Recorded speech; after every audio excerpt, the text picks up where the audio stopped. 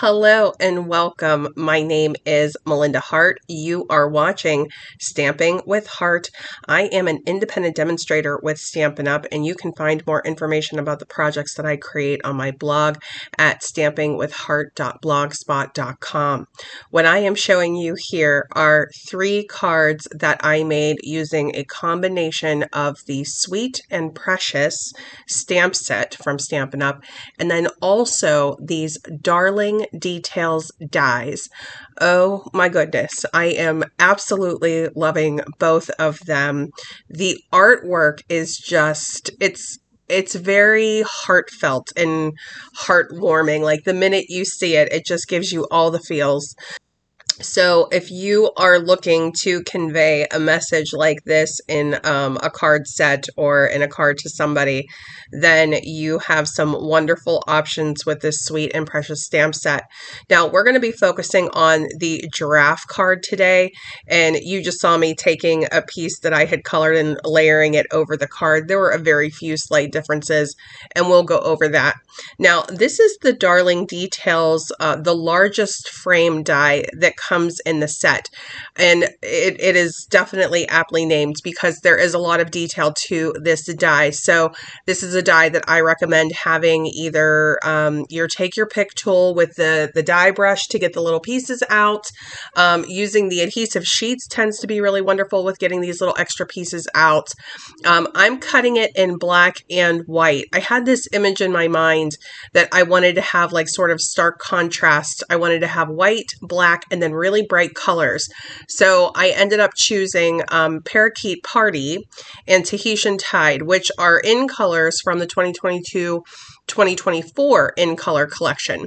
And for those of you who were so happy to see a Lemon Lime Twist come back, that would also be a great option if you have that in your collection, or if you have Azure Afternoon. I think that would also be a really stunning blue.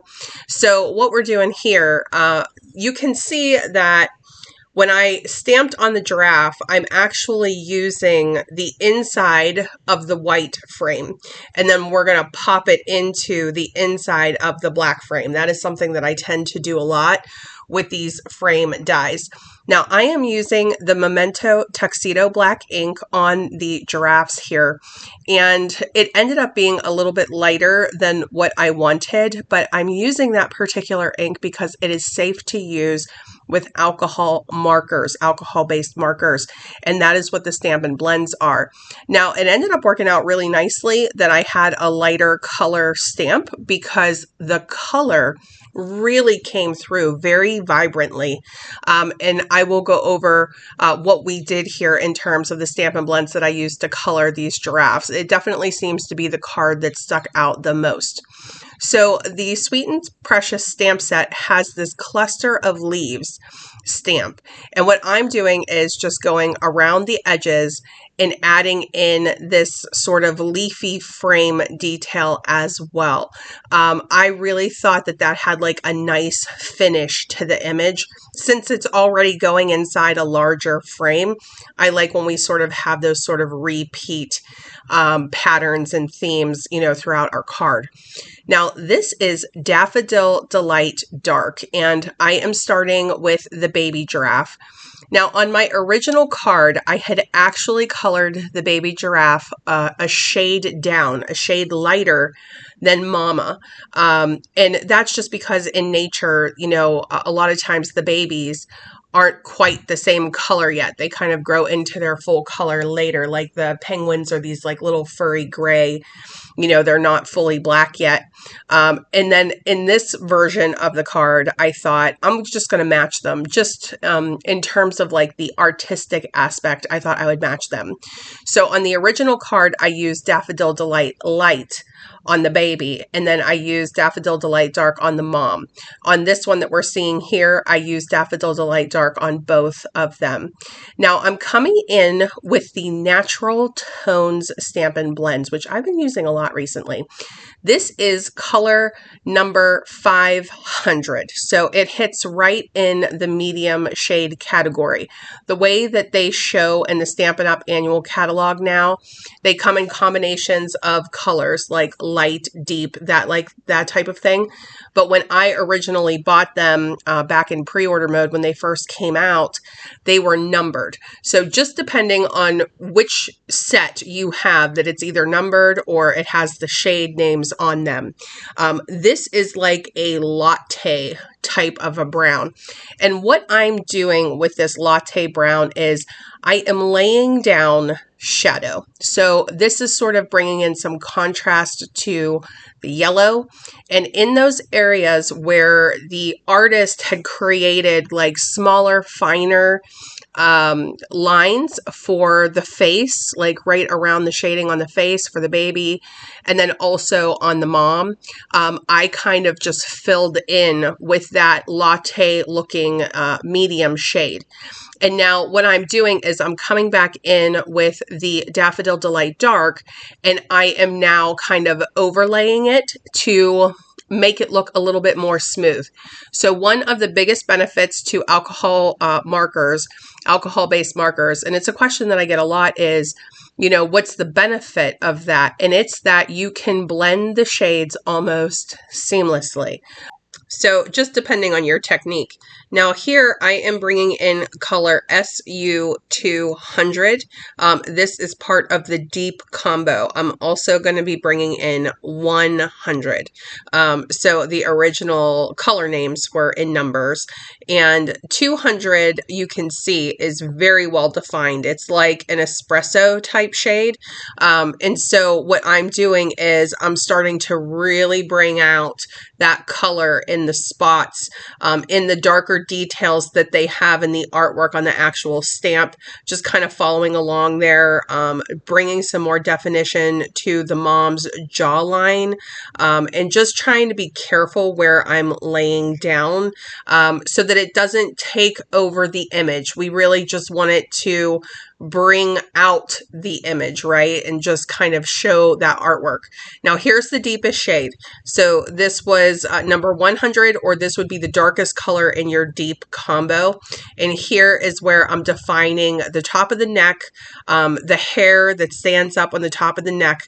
I'm coming into some of those spots and just making it a hair darker in certain places, because in nature, we get that, it's like a gradient look almost when you're looking at them in person at the zoo, which is the only experience I personally have with giraffes. And you kind of see them just depending on how they're standing and in the sunlight and all of that. So don't be afraid to dot and play with the different browns that you have. If you don't have the natural tone Stampin' Blends, then you could probably use a different set of browns and it'd be just, just as nice. So here you can see I'm coming back in, the shadow, the definition around the baby's ears. All of those things are things that I wanted to pay attention to. Now with the baby, even though I did add in those deeper browns, I did much less of it. So the deeper browns are really well defined on mom. Now here is something that I like to do when I'm coloring on basic white cardstock. This is the Pool Party combo. I'm starting with Pool Party Dark, and I'm just creating this kind of a thick outline. I'm just taking that brush tip side and creating a thick outline around the image. And now I'm coming in with Pool Party Light, and I'm taking that sort of halo look out even a little bit further. And that's just to give some definition to the giraffes. To me, this helps to separate the images from the flat basic white. And not that there's anything wrong with basic white, but it just makes it stand out a little bit more, almost like you can kind of see a sky backdrop. This is just the way that it feels to me. This is the basic black Stampin' Right marker. This is something that I do regularly. If I'm not happy with how black the stamp was when it was originally stamped, I will come back in and I will go over the eyes, maybe the eyelashes. Like I made the eyelashes a little bit more girly on mom. I defined the mouth of the baby a little bit more, just by creating very simple lines or very, very light coloring with my basic black marker, the Stampin' Right marker, because honestly, it's like the most fabulous black marker. I absolutely love it. And I had used the journal tip side on that. Now here is the Parakeet Party combo for the Stampin' Blends. And With the leaves, I was much less specific. So with the leaves, it's just parakeet party light all over every single leaf that I could, actually catch to color. And then I'll come back through with parakeet party dark, and I'm basically just kind of dotting and adding a two-tone look to the leaves, but I'm not by any means doing any significant defining to like each leaf. All of the definition and the multiple colors and creating the shadow and the highlight and all of that, that was really specifically on the giraffes, because that is what we want to stand out when we're, coloring that image. And I am by no means an expert when it comes to coloring with Stampin' Blends, but you will find that, with these stamp sets and just how beautifully designed they are and how they are sketched out, like, you don't have to be an expert with your markers for it to really stand out. And so there we go. So on the original card, the finished card, I had actually taken a little bit of Parakeet Party ink and I had edged around the whole image with the small blending brush. That's the one that you're seeing there. And then on the one that I just colored, that I just cut away from, that one I left clean, meaning that one was only colored with Stampin' Blends. This one has much less of a halo, much less of a pool party halo as well, just for anybody who's paying attention. But we are using Parakeet Party as the card base. The card base was cut at 4 1/4 by 11 and then scored at 5 1/2.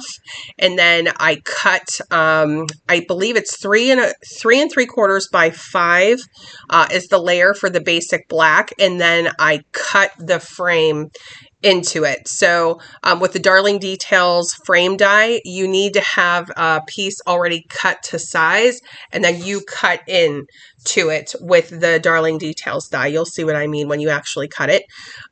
So that was Parakeet Party Basic Black and then Basic White cardstock. So really, really simple card combo.